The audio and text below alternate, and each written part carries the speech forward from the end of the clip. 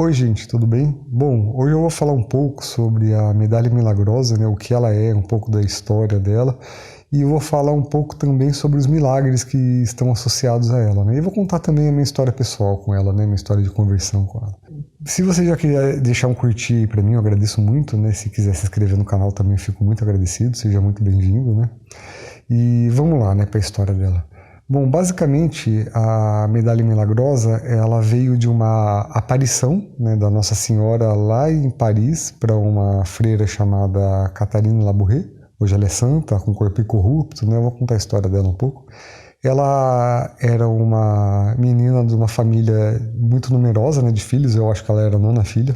Então ela perdeu a mãe muito cedo e aí ela ficou órfã, né? E ela, naquele momento, ela pegou uma imagem da Nossa Senhora que tinha na casa deles e ela disse: agora você vai ser a minha mãe, né? E aí o tempo passou, um dia a irmã mais velha dela entrou num convento e ela ficou sentindo muito a falta dela, né? E um dia, né, ela sonhou também com... Ela não sabia ainda que era o São Vicente de Paulo, né? Ela foi descobrir isso só quando ela chegou no convento no futuro. Ela sonhou com um padre que chamava ela e ela não... E ela fugia do padre, né? E um dia ela estava atendendo um doente, né? Isso no sonho dela, né? Dentro do mesmo sonho. E o padre abordou ela e falou assim: olha, hoje você foge de mim, mas Deus tem desígnios para sua vida, né? E ela não entendeu aquilo, né? O tempo passou, a irmã dela entrou no convento, ela foi visitar a irmã dela. Quando ela chegou lá no convento para visitar a irmã dela, eles estavam transladando o coração do São Vicente de Paulo, né? Que estava naquele convento. E ela viu que era ele, o homem do sonho, né? E ela sentiu o chamado. E ela conseguiu se tornar freira, né? Ela entrou no convento. E ela era muito mística também, né? Ela via Jesus Cristo na Eucaristia. Ela teve algumas visões sobre o coração do São Vicente de Paulo também. Então, assim, ela tem uma história muito rica em torno de uma sobrenaturalidade muito grande, né? Então, ela já era propensa às coisas do céu, já aqui na Terra, né? E ela recebeu um pedacinho de pano do São Vicente de Paulo. E ela pegou aquele pedacinho de pano e engoliu, né? Falou assim: ah, agora eu quero ver a Nossa Senhora, você vai me mostrar a Nossa Senhora se você estiver me ouvindo, né? E aí naquela mesma noite, o anjo da guarda dela foi até a cela dela, né? Acordou ela. E ele estava todo iluminado, né? Falou assim para ela: olha, se levante que a Nossa Senhora está aqui para te receber, né? Aí ela pegou, pensou, né? Nossa, como que eu vou me levantar? Quem que é esse menino, né? Como que eu vou me levantar daqui? Tá tudo fechado e tal, né? E o menino respondeu para ela, né? Ele ouviu o pensamento dela e respondeu para ela: não se preocupe que eu tô aqui para resolver essas coisas para você, né? E aí ele pegou e foi andando pelo caminho até a capela. E chegou na capela, ele só encostou na porta, a porta se abriu, a capela estava toda iluminada, tava com as velas todas acesas, né? Isso era o ano de 1830, tá? Só para localizar vocês, né? Antes de entrar na aparição da Nossa Senhora, né? Vou contextualizar um pouquinho aqui, né? A França já estava vivendo um período já de grandes turbulências políticas, né? Eles tinham passado pela Revolução Francesa há 40 anos atrás. O Napoleão tinha assumido, ele tinha colocado um rei, e esse rei estava tentando estabilizar a monarquia lá na França novamente, né? Então, assim, estava num período bem... Assim, ele tinha uma certa paz, né? Mas ele era um período de grandes conspirações políticas, né? E aí, nesse contexto, foi que aconteceu essa história, né? Enfim, a Santa Catarina Labouré, ela entrou, né, na capela. A Nossa Senhora, ela estava no sacrário, né? Ela não tinha visto, ela simplesmente se ajoelhou lá diante da cruz e ficou esperando. E aí, de repente, o anjo falou assim: eis aqui a Santa Virgem, né? E ela ouviu um barulho de seda, né? O barulho de frufru, né? Que falava na época, né? Que era uma seda raspando na outra, né? Que era o vestido dela, ela saindo do sacrário. E ela ficou meio impactada, sem entender aquilo que estava acontecendo, meio extasiada, né? Aí o anjo falou de uma forma mais enfática para ela, né? E aí ela levantou, né, se levantou. A Nossa Senhora se sentou numa cadeira e ela foi lá e se ajoelhou nos pés de Nossa Senhora e colocou a mão no joelho da Nossa Senhora, né, e ficou assim com a mão no joelho conversando com a Nossa Senhora, né. E nessa conversa a Nossa Senhora ela falou que o rei ele seria destronado, que era para ela comunicar isso para o confessor dela, né, que ela estava dando ali uma informação para validar a aparição dela, né, uma coisa que ia acontecer há pouquíssimos dias, né, depois dessa primeira aparição, em 19 de julho de 1830, né, e a Nossa Senhora ficou conversando com a Santa Catarina Labouré por mais de 2 horas, né, e então, assim, ela revelou uma parte da conversa e outra parte ela ficou escondida, né. Enfim, né, quando terminou a aparição, ela sentiu como se a Nossa Senhora tivesse desaparecido, né, da frente dela. E ela voltou, né, o anjo voltou com ela para a cela, né, ela ficou sem dormir. No dia seguinte, ela contou tudo pro confessor. O confessor, obviamente, não acreditou, né, naquilo lá. Até tentou falar assim, é isso, ela aparece pra gente, né, assim, emocionalmente, né, mas guarda pra você. Ele já tinha reprimido ela porque ela tinha visto Jesus na Eucaristia, né, algumas vezes, e ele pedia para ela lutar contra isso, né? Então, assim, quando ela chegou com essa notícia da aparição da Nossa Senhora, ele refutou, né, de início, né? Só que aí, pouquíssimos dias depois, o rei foi destronado de uma forma surpreendente, né? E aí ele deu um crédito para ela. Ele falou assim, opa, peraí, eu acho que isso pode ter um fundo de verdade. E aí o tempo passou, né? A gente chegou em novembro, né? Já no dia 27 de novembro seria a segunda aparição da Nossa Senhora para Santa Catarina Labouré. E o dia que a gente comemora, né, essa aparição, não foi na primeira, mas foi na segunda, por conta da revelação da medalha, né? Que ela estava lá no convento, todas as freiras estavam em oração, ela também, né? De repente ela viu se materializar na frente dela uma medalha, né? Com todas os simbolismos que a gente vê lá, né? Com alguma diferença, né? Que a Nossa Senhora estava segurando um globo na mão, né? Que era o orbe terrestre, né? Que ela estava derramando as graças, né? E quando a medalha foi cunhada, ela foi alterada, né? Ela foi colocada com as mãos abertas, né? Com as mãos para baixo, né? Só que depois a Nossa Senhora comunicou para Santa Catarina Labouré que essa medalha foi aceita também, né? Mas vamos lá. Ela estava lá, ela viu a medalha, o fronte da medalha, e ela viu o verso da medalha também, né? E no fronte da medalha estava Nossa Senhora com as mãos com os anéis, né, de várias cores, e de cada anel saíam graças para as pessoas que estavam no orbe terrestre que ela estava segurando. E alguns anéis estavam apagados e outros mais iluminados, né? Que os apagados eles eram das graças que as pessoas não pediam para ela, né? E no globo terrestre que ela estava segurando, tinham vários pontos acesos, né? E ela disse para Santa Catarina que aquele globo representava a França, né? Especialmente a França, o mundo inteiro, e cada pontinho era cada pessoa em particular na Terra, né? E isso aí está carregado de um simbolismo gigantesco que ela coloca, né, com um amor imenso a todas as pessoas do mundo, né? Todos são filhos dela, né? Até mesmo aqueles que os ferem, né? Por isso que o Imaculado Coração dela é tão ferido também, né? Aí eu já estou entrando na profecia de Fátima, né? Calma aí que eu vou chegar lá ainda. Enfim, em volta da medalha, né, apareceu uma inscrição, né, com letras de ouro, escrito: Ó Maria concebida sem pecado, rogai por nós que recorremos a vós. E essa oração ainda não era conhecida, né, e nem o dogma da Imaculada Conceição ainda tinha sido proclamado, ele ia ser proclamado alguns anos depois. E o que acontece é que essa frase que ela coloca pra gente vincula a gente à Imaculada Conceição, que ela é a Imaculada Conceição, é a Virgem Maria concebida sem pecado, e ela está em oração por todo mundo, né, que roga para ela, né, porque todas as graças da humanidade passaram por ela também. E quando você vira a medalha também, o verso da medalha, você vê lá a coroa de 12 estrelas, você vê a cruz de Cristo e o M de Maria sustentando a cruz, também ela como corredentora também, né, da humanidade. Ainda esse dogma ainda não foi proclamado. Não que ela vá fazer o papel de Cristo, mas ela participa também, né, buscando seus filhos, né, e derramando as graças que passam por ela a todos os seus filhos que a pedem, né. E ela também deixou ali revelado pra gente o Sagrado Coração de Jesus Cristo, cercado por espinhos, e o Imaculado Coração de Maria, transpassado por uma espada, né, que esse coração dela já foi profetizado lá quando ela apresentou o menino Jesus ao templo com São José. Então ali está simbolizado assim também, né?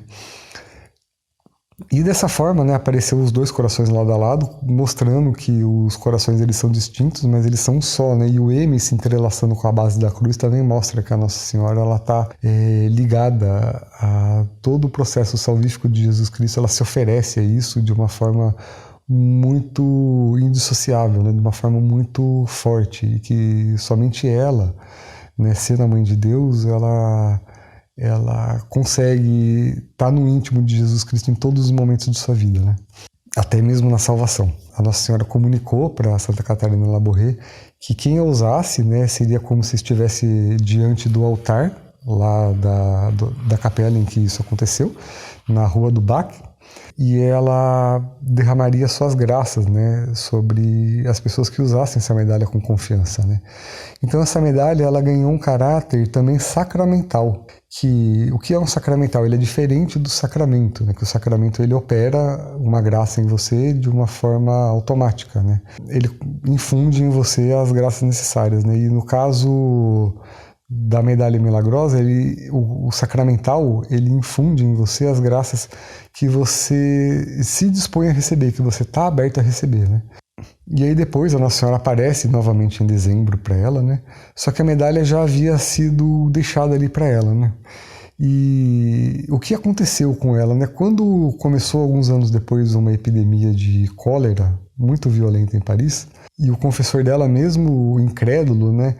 Ele pediu que o bispo ele cunhasse algumas medalhas, né, e distribuiu para a população. E para quem não conhece, a cólera ela é uma coisa assim extremamente fatal, né? Você acorda de manhã, você está super bem, você vai trabalhar e horas depois você está desfalecido, você está morrendo, né? Então ela é uma coisa assim extremamente agressiva e extremamente letal também, né? E aí rapidamente, quando eles começaram a cunhar e distribuir essas medalhas, muitas curas milagrosas começaram a acontecer. Então as pessoas começaram a experimentar curas e curas e curas e curas através da medalha da Nossa Senhora das Graças, né? E aí o nome Medalha Milagrosa ele surgiu e ele pegou, né? E ficou.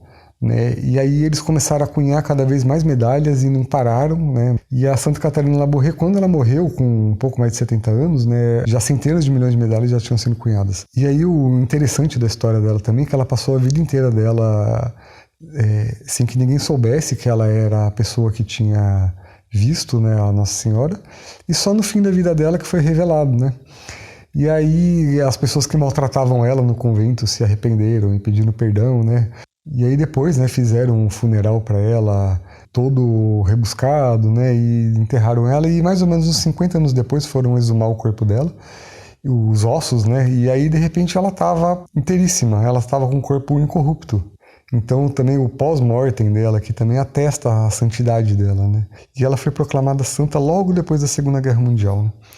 Bom, o que acontece, né? A medalha milagrosa ela se tornou extremamente conhecida, né? A medalha com a maior cunhagem até hoje, né? De todos os tempos. E algumas histórias se tornaram famosas, né? Em torno de processos de conversão, né? Muito milagrosos, né? O mais famoso foi o do Alfonso Ratisbonne, que ele era um judeu, que a família dele vivia em Paris, né? Eles eram de uma família de banqueiros. Ele viajou para Roma, né? Ele foi encontrar um amigo dele. E ele era um ex-protestante que tinha se tornado católico. E em um determinado momento eles entraram numa igreja e o Alfonso Ratisbonne ele começou a sentir uma certa emoção já dentro dessa igreja e ele não quis admitir, né? Ele e o amigo dele foram lá e visitaram o embaixador da França lá em Roma, né? E lá o embaixador também, ele se dispôs a rezar pelo Alfonso Ratisbonne, né?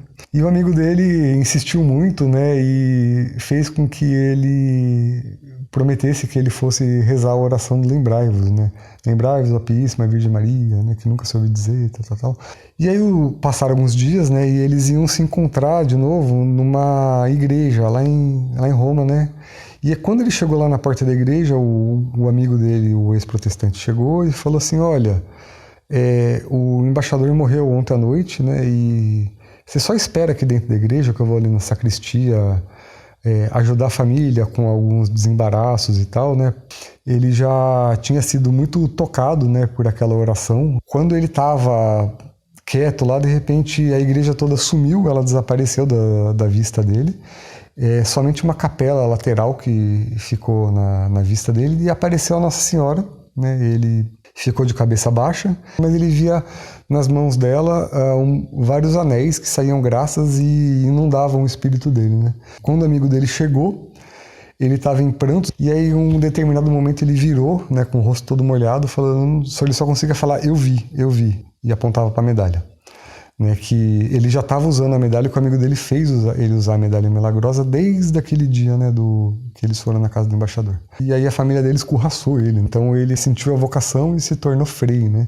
E existem também outras histórias bem famosas, tem até um professor de Harvard, ele chama Roy Schoeman, e ele era um judeu ateu, né? Ele era judeu de família, né? E aí um dia ele teve lá uma experiência que Deus ele se revelou e ele queria saber que Deus era aquele, né?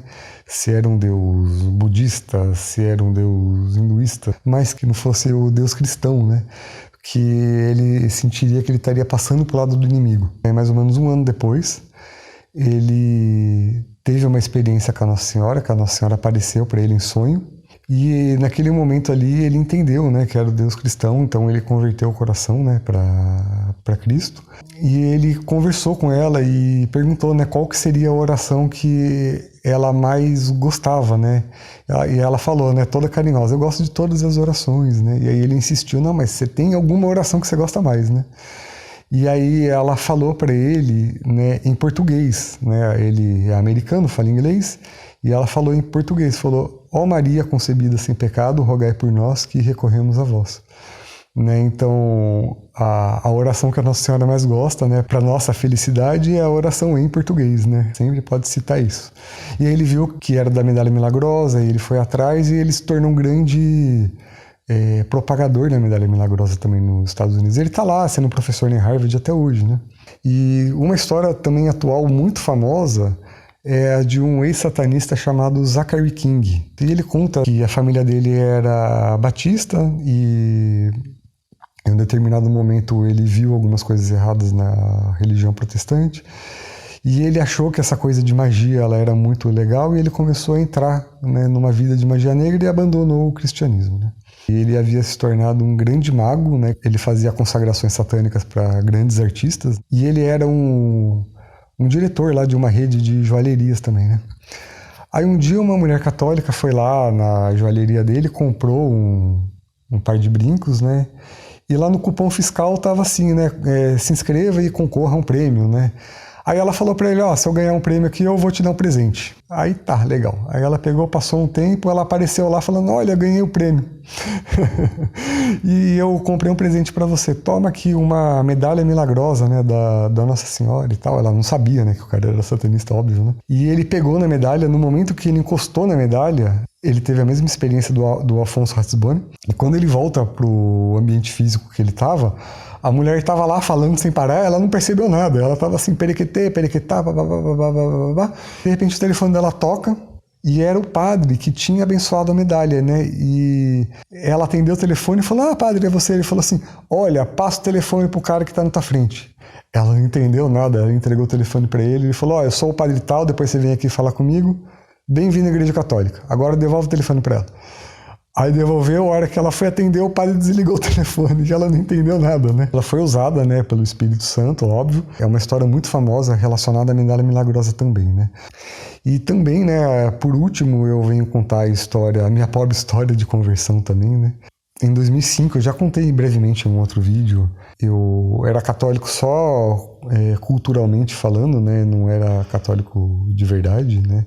E de repente um dia eu passei por uma cirurgia e eu deveria ter morrido nessa cirurgia por conta dos erros médicos, mas eu não morri. E eu fui colocado na UTI por alguns dias, né? E os médicos, eles não estavam entendendo direito como que eu estava vivo ainda, né?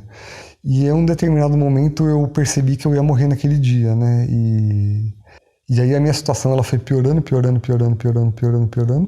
E quando chegou no momento que eu deveria partir, eu tive uma certa experiência com a elasticidade do tempo, né? O tempo, ele se esticou para mim. Eu vi a minha vida, né? Eu senti ali a presença da Nossa Senhora, de uma forma muito intensa, e uma ação do Espírito Santo. Na época, eu não sabia o que tinha acontecido. Depois, um católico explicou para mim o que era aquilo que eu tinha passado, né?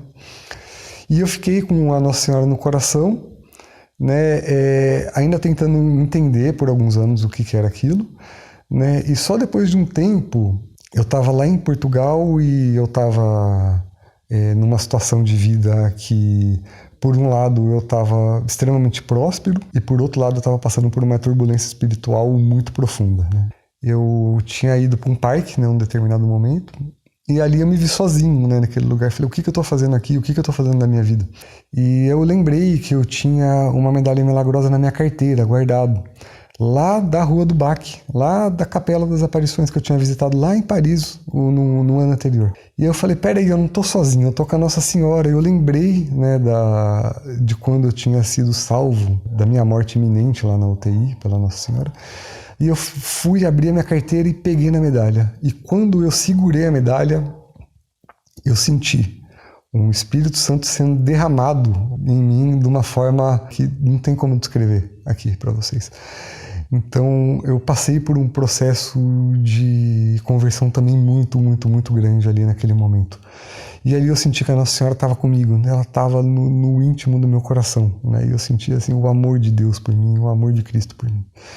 E ali, através do toque naquela medalha milagrosa que estava ali só esperando para eu segurar ela no momento certo, que é um sacramental que você recebe as bênçãos quando você está aberto para receber as bênçãos, aquilo ali é a mais pura verdade. Naquele momento eu estava aberto para receber as graças de Nossa Senhora e ela derramou todas as graças em mim. E aí você imagina, né? Eu comecei a chorar copiosamente, eu sentei num banco, começou a chover e ali tinha sido a minha conversão, ali, a minha primeira conversão de fato mesmo, para ser cristão tinha sido ali. E aí depois, com o tempo, vieram outras conversões para mim, né? Mas ali a minha história com a medalha milagrosa, ela ganhou um vínculo ali. Fazendo uma ligação com Fátima, né? No verso da medalha milagrosa você tem o coração de Jesus e o coração de Maria, né? E em Fátima ela se revelou também para os pastorinhos com o imaculado coração dela, né? Cercado, não corado com flores e transpassado por uma espada, mas simplesmente cercado por espinhos, né? E essa aparição ela deixa muito evidente que o coração dela se entrelaça com o coração de Cristo, né? Porque o coração cercado por espinhos faz referência a Cristo, né? Então, tanto a aparição de 1830, né, da Nossa Senhora das Graças, quanto a aparição em 1917, elas estão muito correlacionadas por conta do Imaculado Coração de Maria, né, que se entrelaça com o Sagrado Coração de Jesus. E o fato de eu rezar o terço de reparação ao Imaculado Coração, fazer a consagração do Imaculado Coração de Maria, né, propagar essa consagração também aqui no canal, para todo mundo que estiver disposto a abraçá-lo, tem a ver muito com essas duas aparições, né? Elas estão muito entrelaçadas. E quando a gente entende isso, isso é algo que enriquece o nosso espírito de uma forma muito especial, né? Então, a mensagem que eu queria deixar para vocês hoje, né, era apresentar a medalha milagrosa, né, para quem não conhece em detalhes, mostrar os milagres, mas mostrar também da importância dela e deixar aqui o meu testemunho para vocês, né, como que ela transformou a minha vida e como que ela é importante para quem as usa e para quem está aberto a receber as suas graças, né? Então eu espero que esse vídeo aqui tenha sido de utilidade para você, né? Se você gostou, né, deixa seu curtir, né? Se inscreva no canal se quiser, né? E eu agradeço muito por ter visto o vídeo até aqui. Fique com Deus, né? E até o próximo vídeo, se Deus quiser. Tchau, tchau, gente.